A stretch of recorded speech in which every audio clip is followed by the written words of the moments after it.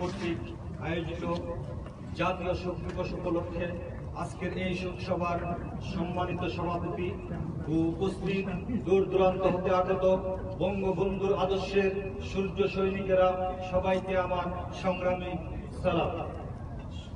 সংগ্রামী বন্ধুগণ, আমি আমার বক্তব্য শুরুতেই সর্বপ্রথমে শ্রদ্ধা জানাই, যার জন্ম না হলে এই দেশ হতো না, আর এই দেশ না হলে আমি আজ এখানে আপনাদের সামনে কথা বলতে পারতাম না।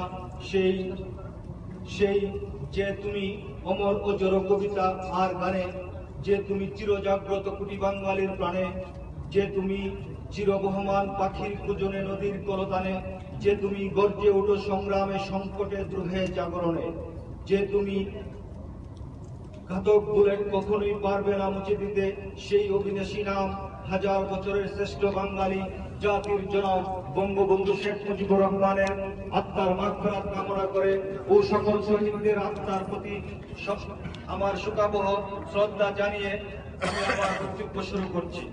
আমি তারই পাশাপাশি শ্রদ্ধা জানাই জাতীয় মহান চার নেতা ও বাংলাদেশের গণতান্ত্রিক আন্দোলনের সকল শহীদদের প্রতি। সংগ্রামী বন্ধুগণ, আগস্ট মাস সুখের মাস। এ মাসে আমরা হারিয়েছি কবিগুরু রবীন্দ্রনাথ ঠাকুর, কাজী নজরুল ইসলাম। তারই পাশাপাশি আমরা জাতির শ্রেষ্ঠ সন্তান বঙ্গবন্ধু শেখ মুজিবুর রহমানকে হারিয়েছি, যিনি হাজার বছরের শ্রেষ্ঠ বাঙালি।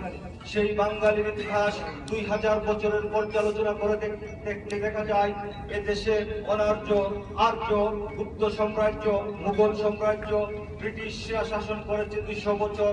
তারপরে পাকিস্তানিরা আমাদেরকে শাসন করেছে 23 বছর।